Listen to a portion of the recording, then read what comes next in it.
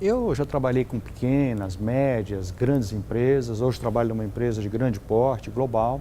E uma coisa que eu percebo que é muito semelhante nessas organizações é o desenvolvimento de pessoas para a primeira posição de liderança. Sempre quando você vira coordenador pela primeira vez, supervisor pela primeira vez, gerente pela primeira vez, é um baita de um desafio.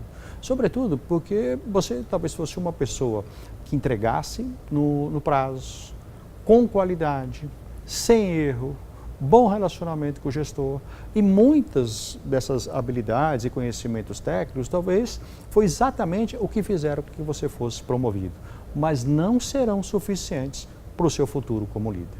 Porque no fundo, talvez as competências e habilidades comportamentais e de soft skills serão com certeza as mais requeridas para o futuro da tua posição. Agora veja, quando você é de fato promovido, então como você tem um passado técnico bastante relevante, você provavelmente, como não quer que as atividades do time, da sua equipe, sejam entregues atrasadas, com erro, sem erro, com qualidade, o que você vai fazer? Muitas vezes a pessoa centraliza, ela faz o trabalho da equipe. Agora, ela fazendo o trabalho da equipe, ela fica com a agenda completamente lotada. E aí, fazendo isso, ela acaba trazendo dois problemas diretamente ligados à liderança. O primeiro deles está linkado com o que a gente chama de desenvolvimento de pessoas. Porque as pessoas não vão ser expostas a desafios. Você não vai ter tempo para dar um coach, para dar um feedback, para ajudar essas pessoas no desenvolvimento e no crescimento profissional. E quando as pessoas não vivem num ambiente de aprendizagem, tendem a sair.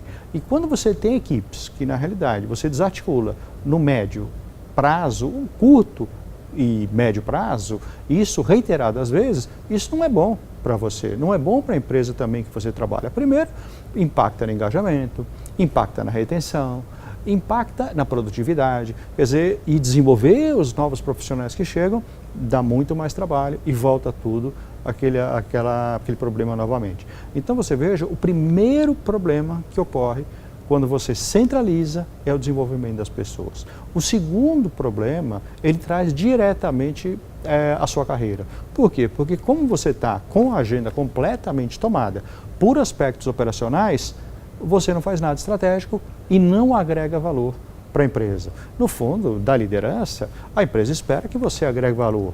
Ou seja, e se você não tem tempo para fazer determinadas iniciativas estratégicas, você vai ficar uma pessoa completamente operacional e aí vai ficar nivelado como boa parte das pessoas, e aí você tem dificuldade, por exemplo, para progredir na sua própria carreira. Então, quer dizer, uma dificuldade é o desenvolvimento das pessoas, a outra dificuldade está ligada à falta de tempo de fazer questões estratégicas. Muitas vezes a gente confunde, fala, o que é operacional, Armando, o que é estratégico? Quer dizer, a operação está ligada à sua rotina diária. Agora, o estratégico é você trabalhar com iniciativas que vão suportar o crescimento da empresa, que vão suportar a execução que a empresa escolheu em termos presentes e futuro.